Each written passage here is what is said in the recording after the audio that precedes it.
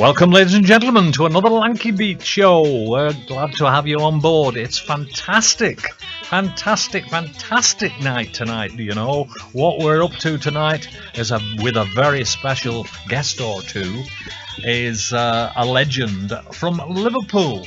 I kind of tried to keep it secret a little bit, but I think the cat came out the bag sometime this week, so let's not worry about that. But I'll tell you who has arrived in the studio just. So meanwhile, let's get on with some rock and roll. Yeah.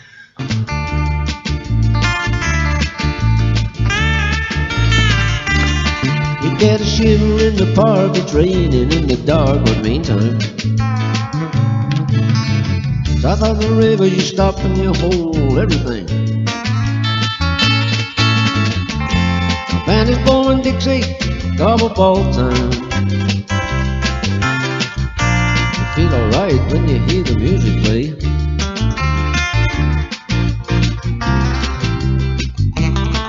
You're stepping inside, but you don't see too many faces. Coming in out the rain, hear the jazz slow down. Competition in other places. How about the horns of blowing that sound? Way on down south. Way on down south, out in London town.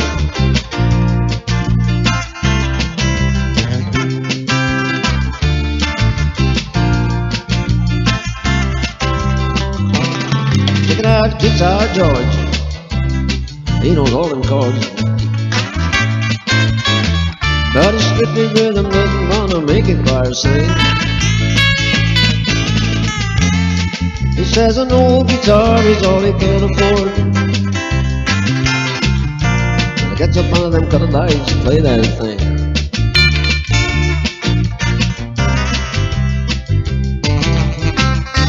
Harry doesn't mind if he doesn't make that fancy scene. He's got a daytime job, he's doing alright, thank you very much. He can play the honky-tonk like anything, saving it up for Friday night with the Sultans. Yeah, the Sultans of swing.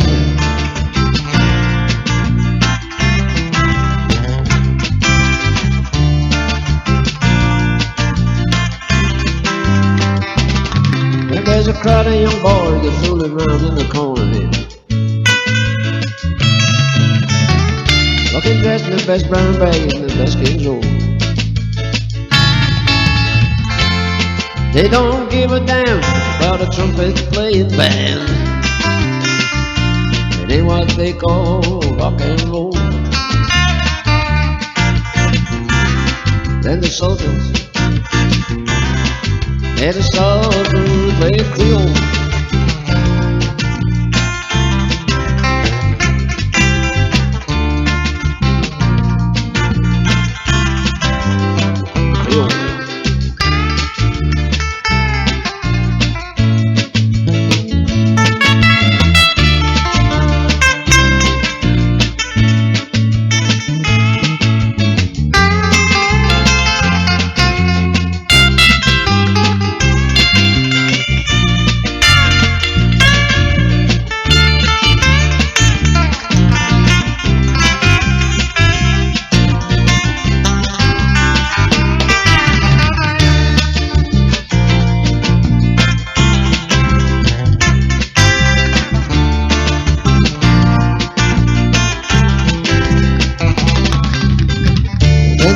Steps right up to the microphone. Says at last, this is the chime bell ring. Good night, thank you, now it's time to go home. And it makes it fast, yeah, there's one more ring. With the Sultans, yeah, the Sultans of swing.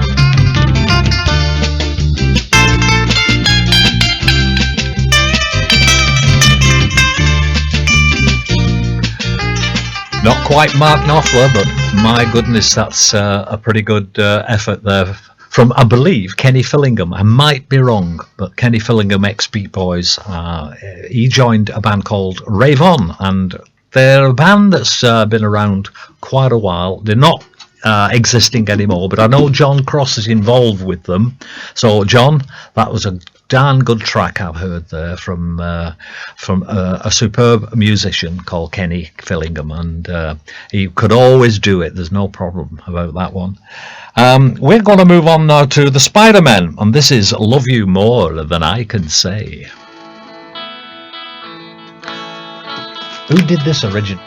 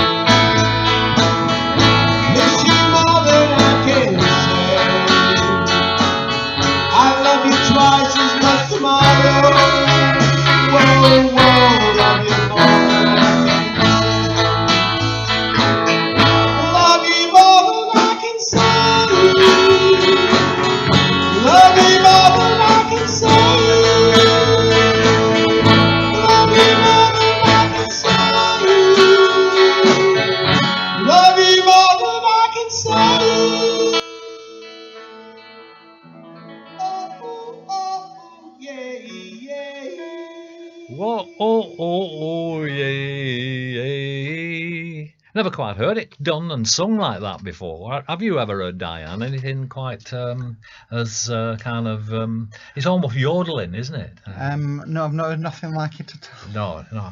Well, so what's your verdict on that? I love the song.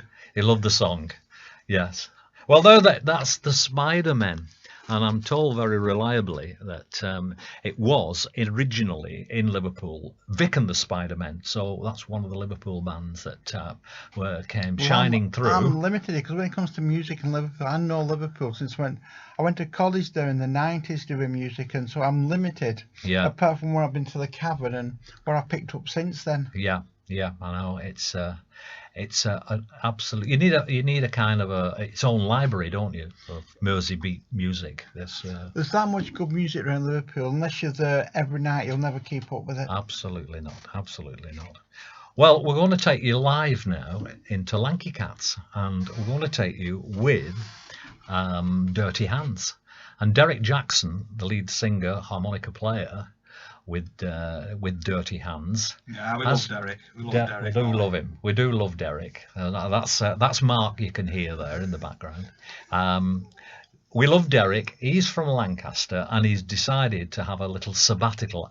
He's saying he's retired, but I'm hoping beyond hope that he doesn't mean it, and that he's just having a little rest. I think he's just giving his organ a rest. He's given his organ a rest. I like it. I like it. So here he is at Lanky Cats, wobbling away, and it's all live music.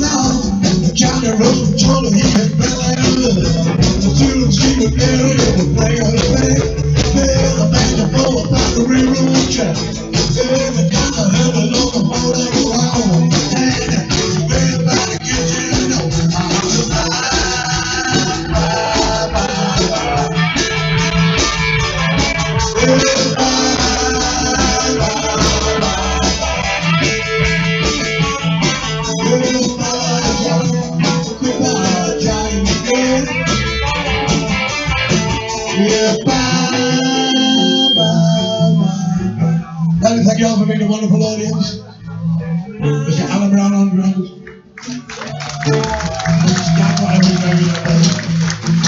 Jimmy Ward on guitar. You out there with a fantastic audience. And so have we.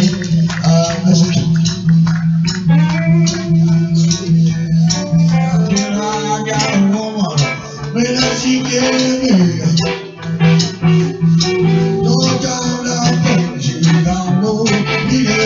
Now sing along a big rock show, come on.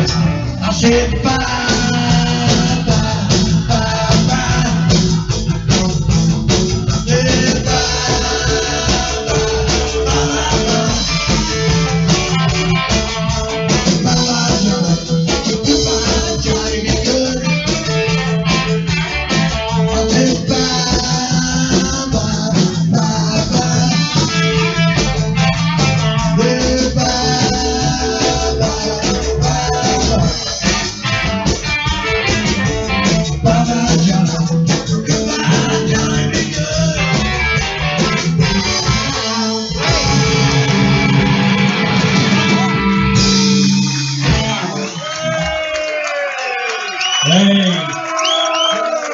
If you want some more dirty hands, put your hands together. Come on. Okay, well, we're going to rock and roll a little bit more of it later. We'll see if we can get back to Lanky Cats Live with Derek Jackson and Dirty Hands a bit later. But however, we have got the next track that I want you to we're using it to introduce our special guests tonight, and this is a track that he made a while ago called Shake, Shake, Shake.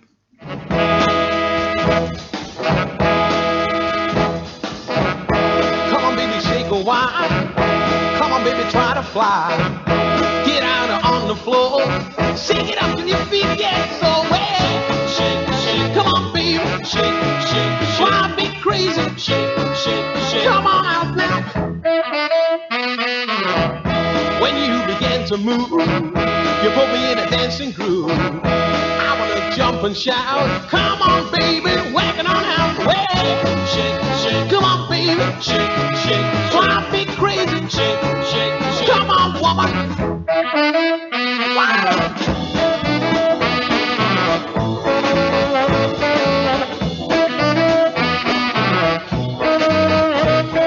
Shake, shake, shake.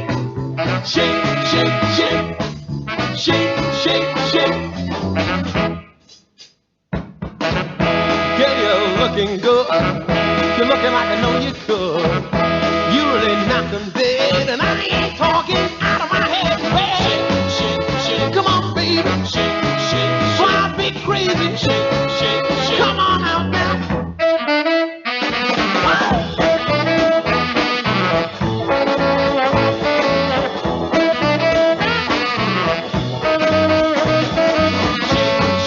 Shake it up now. Shake, shake, shake. Do the twist, woman. Shake, shake, shake. Mix them potatoes. Shake, shake. Oh, you're looking good. Shake, shake. Like I knew that you would. Shake, shake. You could love me, do love me. Shake, oh yeah. Shake, shake, shake. Go tell your mama. Shake, we're gonna do it all night long. Shake, shake. I said, baby. Shake, shake. Wow. Shake, baby. Shake, shake, shake, shake, baby. Shake, shake, shake, baby. Shake, shake, shake, baby. Wow. That's it. That's it. 1, 2, 3, 4, and bing, bong, bang. Out.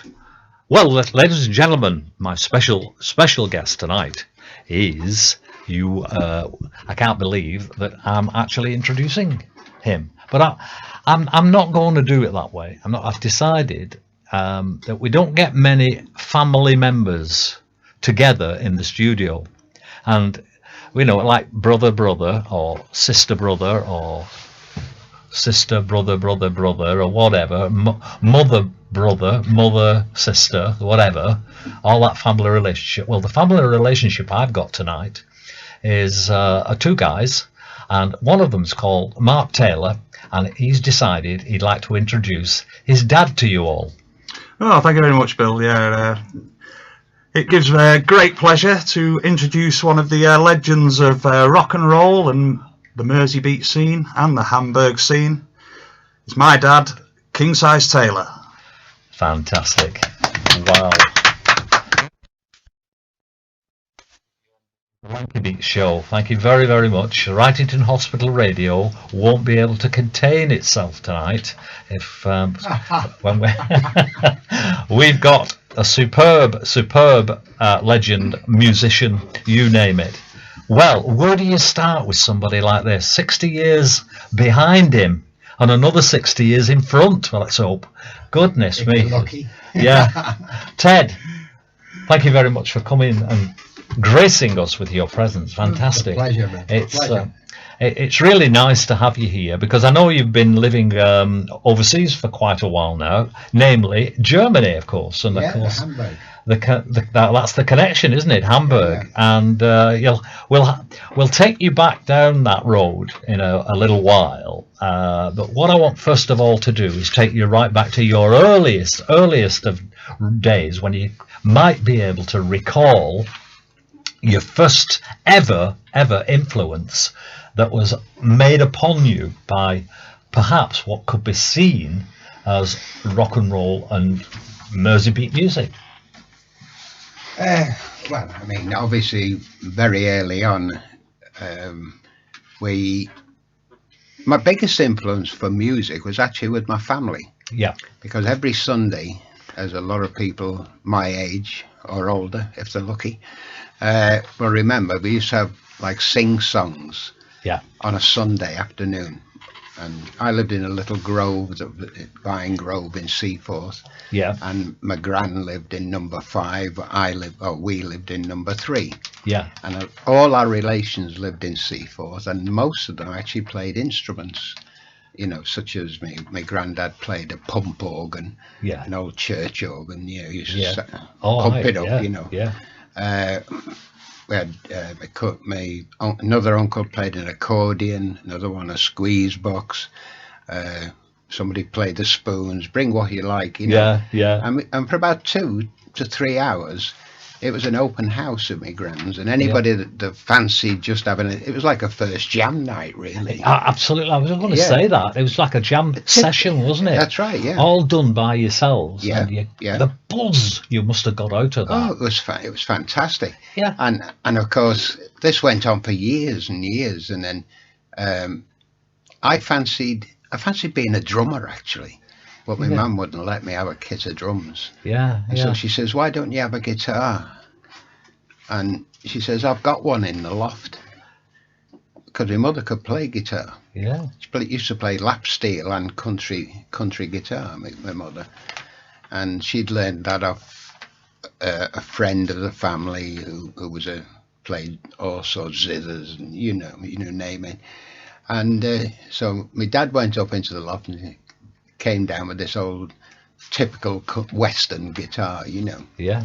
and it had very high strings because she used to play steel on it as lap steel. For those people who don't know what Ted's talking about, high strings, it means the distance from the fretboard to the actual string and the distance underneath. You could drive a bus under it. Yeah. So so the further down you have to press it onto the fret to make the sound pure. That's right, isn't it? Yeah. And so she says, you can have it if you want, and I'll teach you how to play it. And so, of course, I was probably only about 11 years old when I got it, between 11 and 12, say. And I got it, and I used to try and play it, but you couldn't press it down hard enough. And she said, oh, you've got to keep it pressed down to get the note out. Absolutely. And so after about 3 days, my nails were all peeling. And, and you had ridges. Blood was spilt. Oh yeah, without a doubt. With getting those fingertips hardened. Oh yeah, is one used to devil of a dip job. them in vinegar. Yeah, that's right. Yeah, dip them in vinegar. They won't hurt then. Bloody did though. And so that really was my first influence. And I loved it. And then, as I say, I want to be a drummer. What were the kind of songs that were being sung? Well, it was all the songs of the day, and my dad used to do opera pieces as well. Like the clown that cried. From Pagliacci, was it, or whatever? In other words, it was the pop music of the day, wasn't it? It was, yeah, but then a lot of country and western as well. Yeah. Hank Williams stuff and all that, and that's where I learned the harmony. Yeah. I used to harmonise with my mother, and she'd back us on guitar, and we learned she'd teach me harmony. Yeah. And of course, both my brothers were singers as well.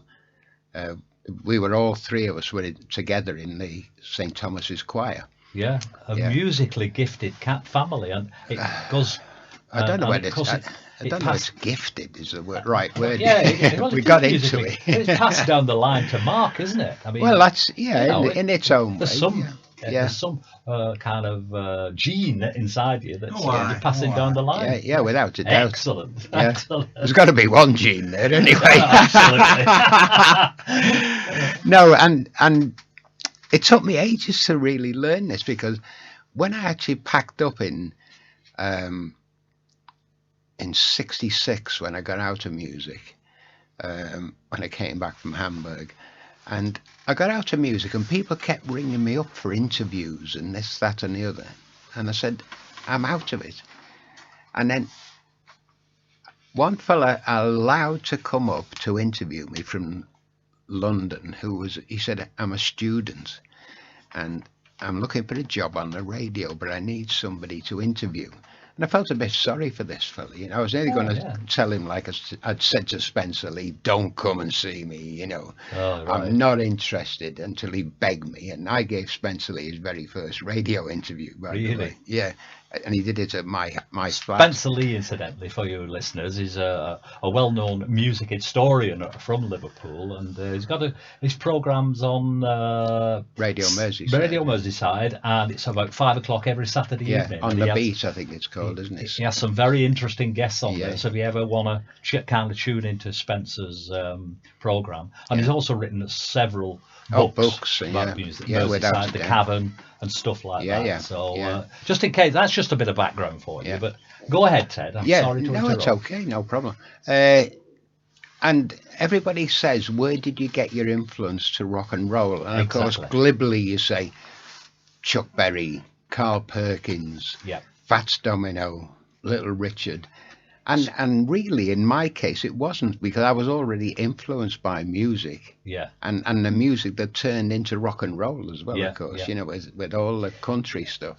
It's interesting what you've just said about being influenced by Carl Perkins, Chuck Berry, such like that. Then you took it from there. But I think you were pre-Carl Perkins and Chuck Berry. You just were on the edge, weren't it, of coming along together rather than preceding them, is what I'm trying to think I'm getting at. I mean, if you really think about it logically, the first person I started to copy was Lonnie Donegan, but not in his vocal style, but watching him play the guitar on television, little 12-inch black and white thing. You know. Remember it so well. Okay, so when I see him play a chord that I didn't know, I'd dash into the front room, get the guitar, and remember the shape, and plonk it a couple of times. Okay, so I was a plonker. So that's take that whichever way you like, folks. We won't take that any further. And then dash back into the room and watch him playing the next tune, maybe, you know, and then look at a chord and dash off. So I was like a busy bee between the both. Well, how else could you learn these things? For goodness sake? Like watching. I mean, that's what I did when I first tried to my hand at drumming.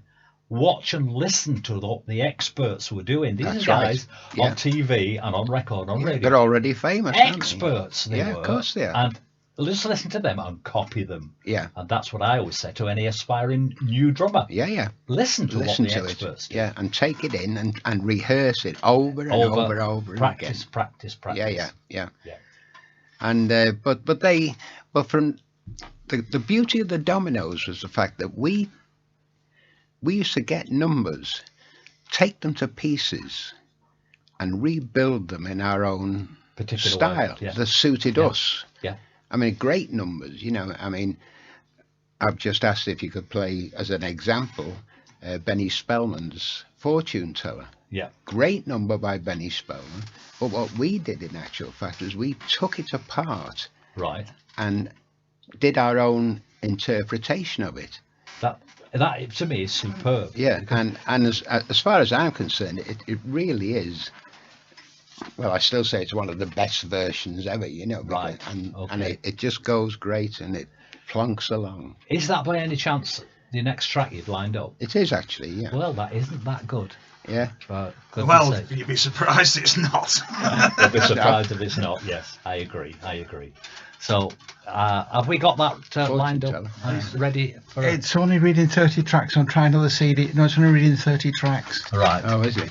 Right. Okay. So we have to kind of go back to square one on that one. Well, let's keep talking, Ted. What I want to know, from being a Lancastrian and born in the county of Lancashire, and I call my programme Lanky Beat, I've always wanted to know just where you were born, as far as, were you on the border between Liverpool and Crosby? Now, if you're one side of that border, you're a Scouser, and if you're on the other side, you're from Lancashire. Well, I was born in Seaforth, which is Liverpool. Absolutely. So that's cleared that up. But you weren't very far away from Lancashire, were you, and Crosby? Not really. No, because I mean, Southport was Lancashire then, wasn't it? You know? Absolutely. Yeah.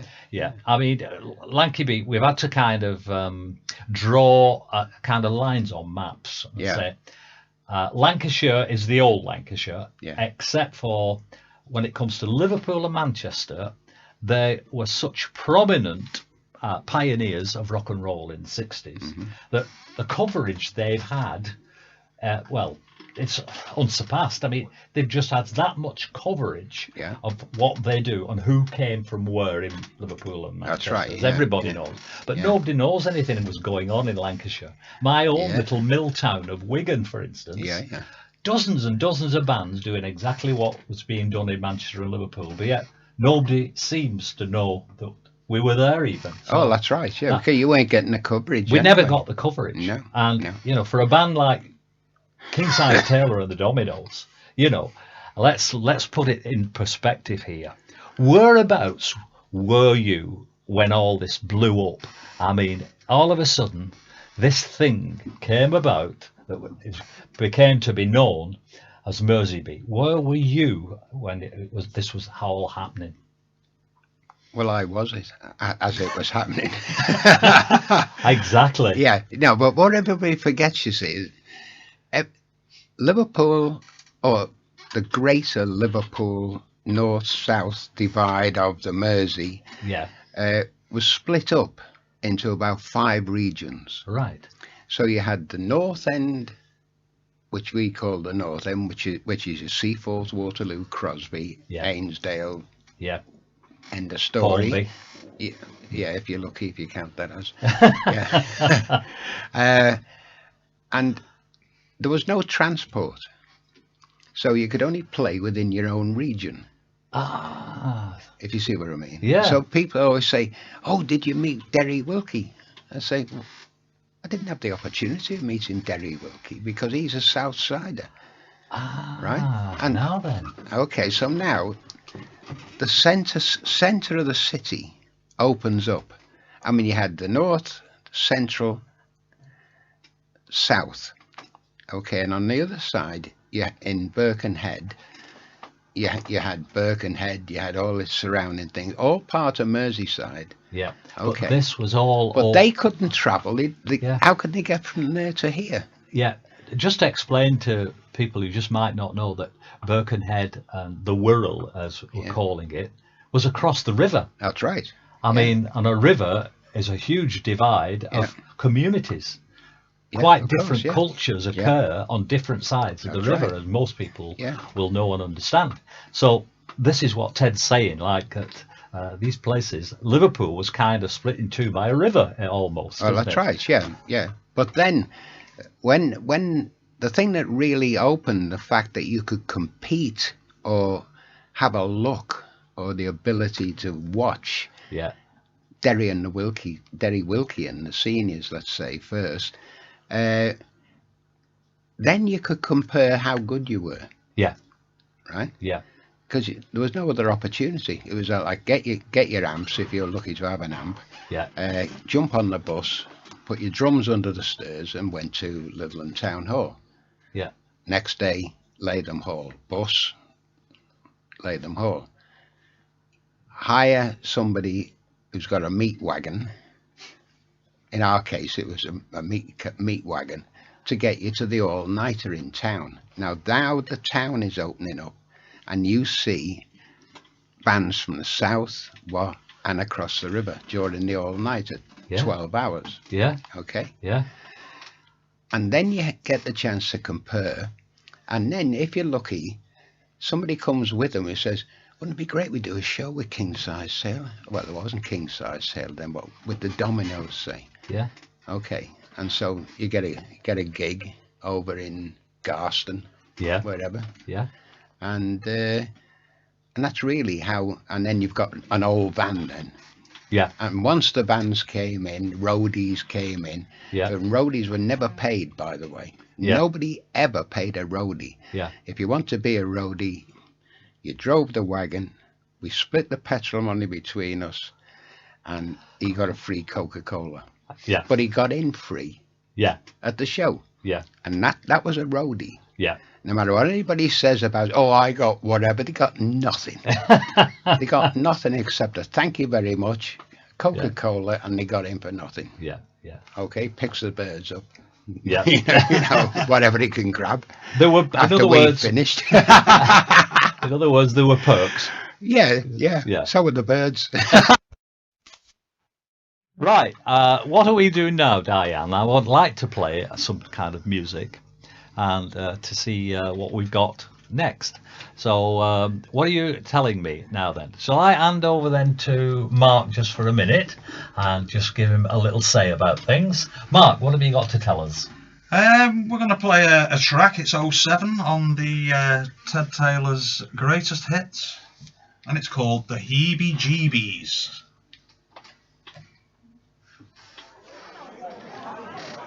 Kingsize Taylor and the Dominoes.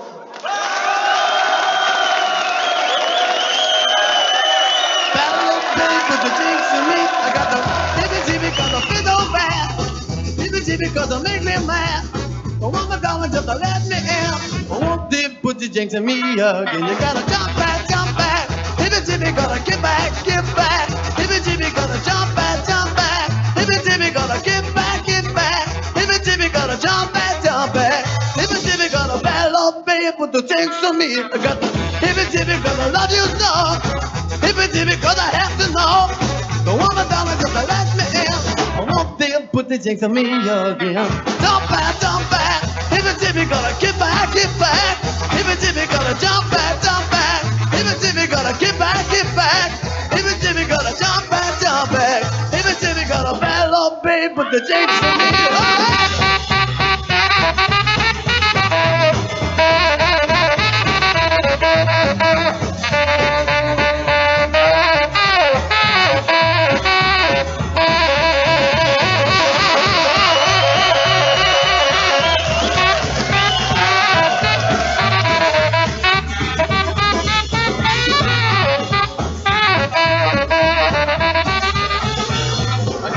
Hippie-jibbie cause I love you so.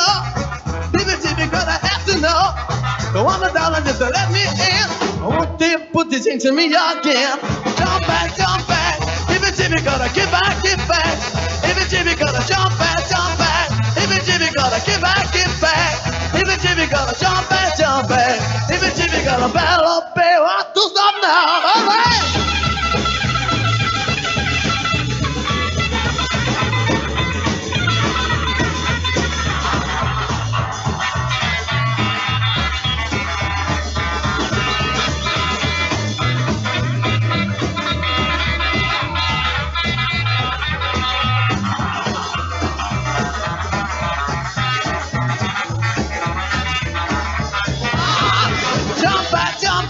Hippie-jibbie gotta get back, get back. Hippie-jibbie gotta jump back, jump back. Hippie-jibbie gotta get back, get back. Hippie-jibbie gotta jump back, jump back. Hippie-jibbie gotta rattle up, babe, put the jinx in me.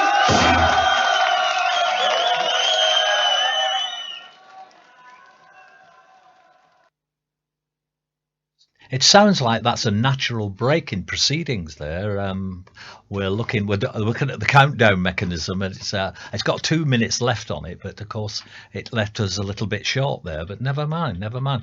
So that was Bobby Thompson, who kind of was the front lead singer of the Dominoes at the time, and there's no signs of a guy called Teddy Taylor. And of course, hey. Now, at some point, Ted joined the Dominoes, and I believe he made 2 singers redundant. Am I right with that, though, Ted? Well, a guitarist and a singer. Right. Yeah, but that number was actually live at the Star Club. That was Kingsize Taylor and the Dominoes with Bobby Thompson, because we had 4 singers in the band. Right. At that time, so each of the 4 could take a lead vocal. That's right, yeah, you just step to the front and you take it. And did I hear you say it was done at the Star Club in Hamburg? That's a Star Club Hamburg, 62. That's amazing, isn't it? I have never heard a track of such good quality from such, well, it could only be very primitive recording equipment. What kind of gear did you have? It was a Well, I did that on mine, the one I recorded the Beatles on in '62. And you've which was recorded the Beatles as well. Yeah, the live in the Star Club was my recording. Goodness. I've got their album. Yeah, well, I recorded it. Yeah, Yeah. with the help of Adrian Barber, who was Right. before was the Big Three. You had the wherewithal to take a recording machine in. What was it? A tape recorder? Yeah, it was a Philips 4-track. Yeah. Yeah. Yeah, it was, I bought it in a radio exhibition in Berlin, Yeah. and I got it from Philips themselves because we were under contract to Yeah. them. And we just made a record for them. Yeah. So we were going to play a place called the Gruner Halle in Berlin, which was a Star Club venue in a circuit. It would become a Star Yes. Club. Yes, I understand. And we went into Philips to arrange. They wanted me to arrange for another recording, and they said, "Oh, I don't know if you're interested. There's a radio show on." He said, "And if you fancy, you can go down and pick anything you want." And there's a chitty. Yeah. Yeah, so I went down and I saw this brand spanking new idea of a 4-track twin speed, lift off lids, and this was stunning. Yeah. I mean, it really was. Diane wants one of them. Yeah, Right. and the microphone was crap. We chucked that away first thing gone. But anyway, so we took it up, and it basically wasn't ever. I didn't intend to be a commercial thing. Yeah. I set it up. Adrian Barber slung one microphone from the middle of the Star Club from the ceiling, Yeah. just an old Sennheiser. And we did it basically because we used to rehearse 3 times a week. And we had a terrific repertoire of over 300 numbers by this time. And we can still do 300 now. Goodness to this me. day. And when we did a new number, you want to hear what it was like in the hall, Yeah. not what you can hear on stage, obviously. So I Yeah. set it up on a beer table, and then it became a regular thing that Adrian says, "Well, why don't we put it at the side of the stage?" And he said, "We'll mic it up, bang," and it was there. It was left running. It had a capacity of 8 hours. The whole thing was, but halfway through, it was automatic one Yeah. way, and then reverse. And then it reversed itself. Yeah, but then you had to turn it over. Yeah. So somebody at some Oh. stage had to turn it over and then set it going again. Yeah. But the total capacity was just under 8 hours. Yeah. I was on a 7-inch spool. And we should just leave it all night. Yeah. Running. Yeah. And then when it was full, you'd turn it over and start again, erase it all and over-record and this, that and the other. Yeah. So the stuff you've had on that record is Oh, just... yeah, incredible. And that... Yeah, I'd have had Johnny Kidd on it, and well, I did have Johnny Parrish Yeah. on it, from the Hurricanes, and Yeah. literally everybody. Yeah. Was on it. And of course, the Beatles happened to be on it. Yeah.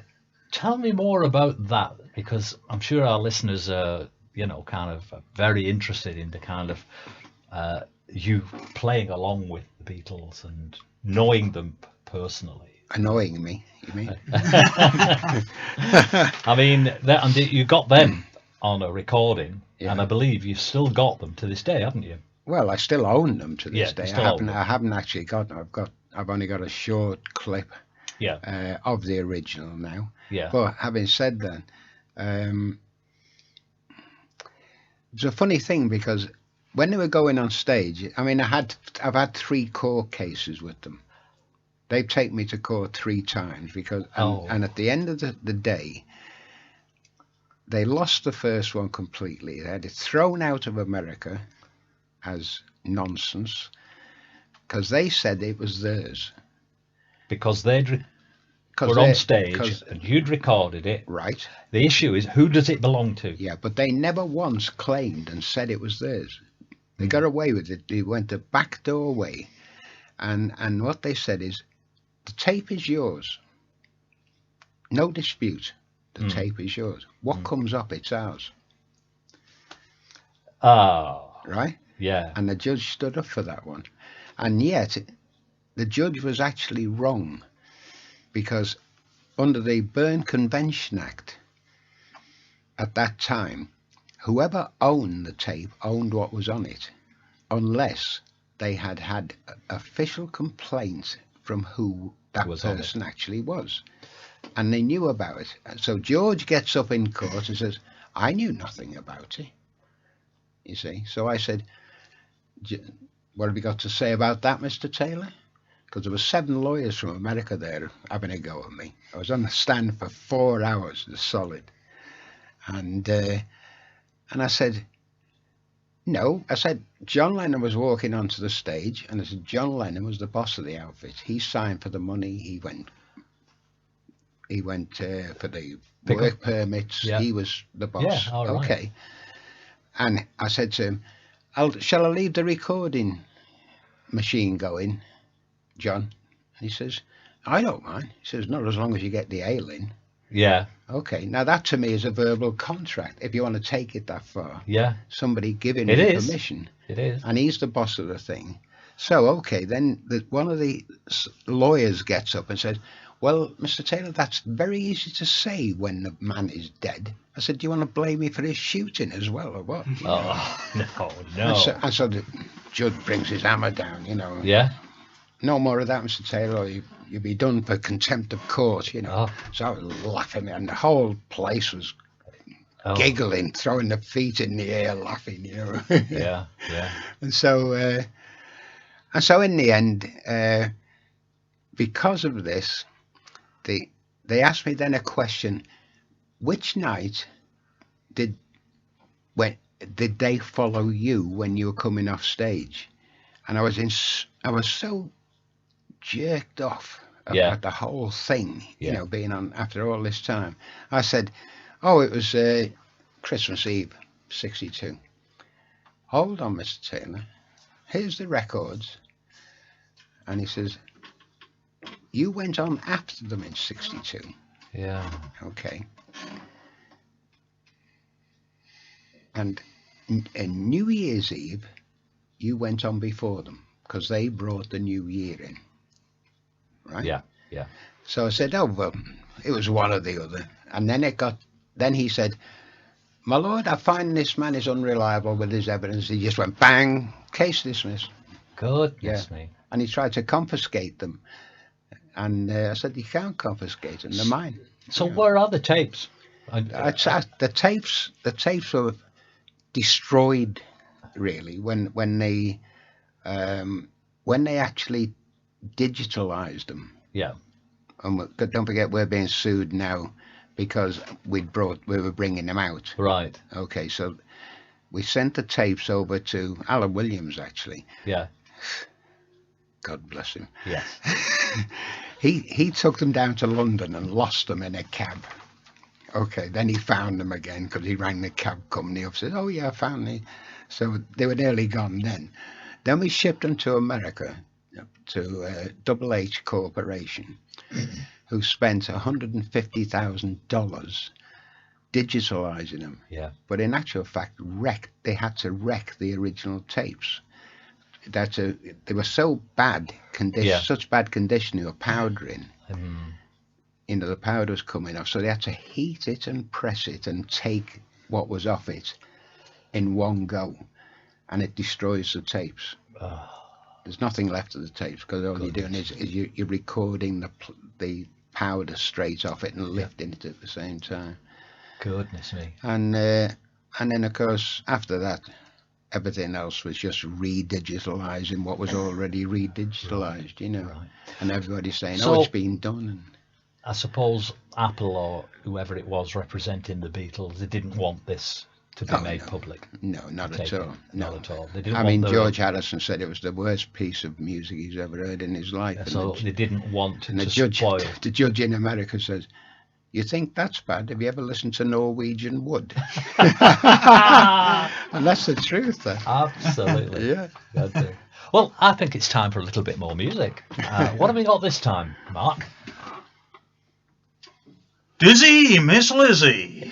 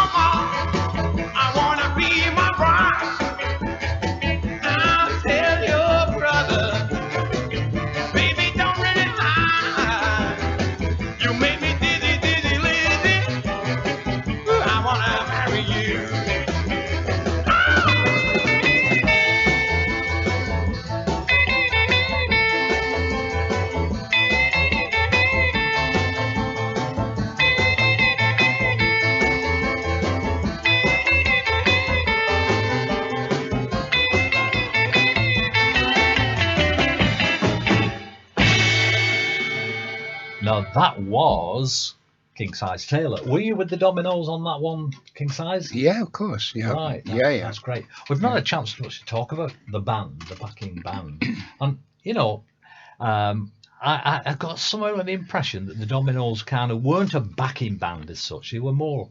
Kingsize Taylor was more of a unit, a full unit. Am I right with that? Yeah, I of course. Yeah. You know, you kind of get the Cliff Richard and the Shadows, which were definitely two separate units. Yeah. But I always imagined, especially when you picked up the guitar, that you were a 5-piece unit. Yeah. But conveniently called.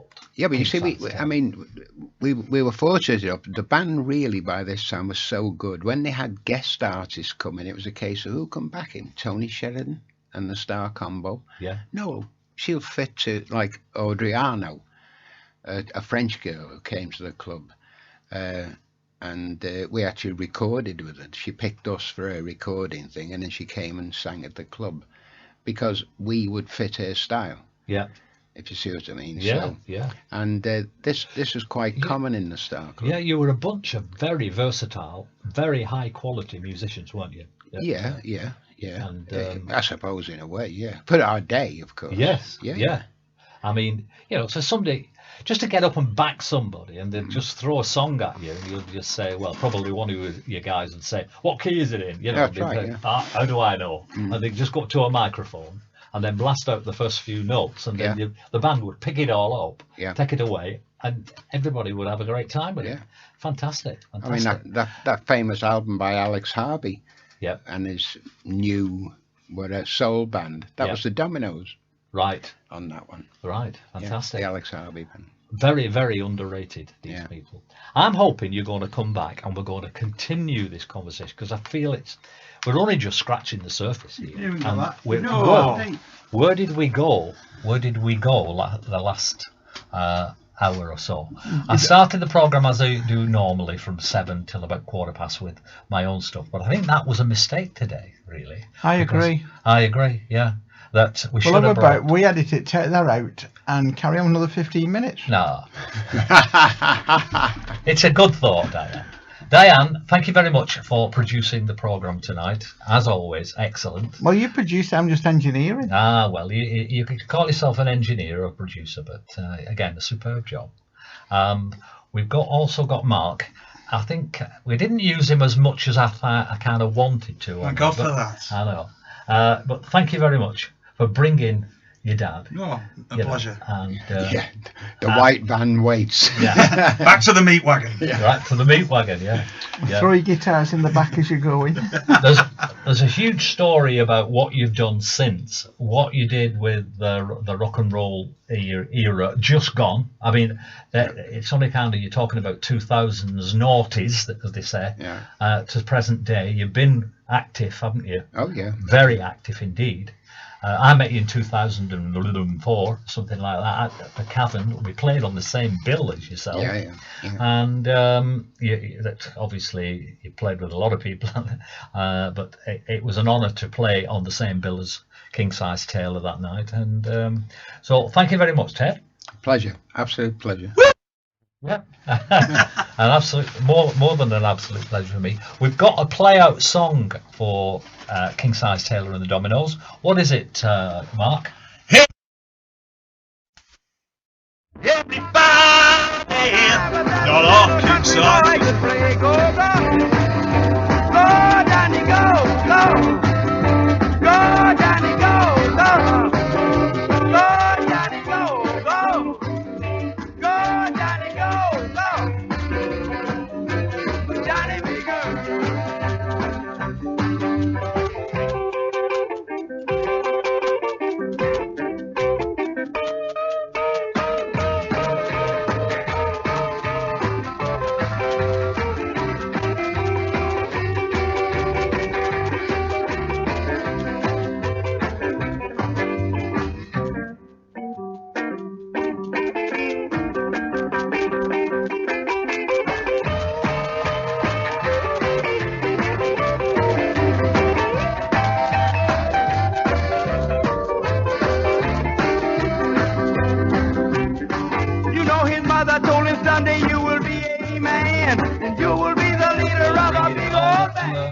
our close now. Thank you very much for staying with us. We've enjoyed bringing this show to you tonight. Sleep well, sleep tight wherever you are in the world, and we'll see you in a couple of weeks' time. Goodbye, everybody. Goodbye.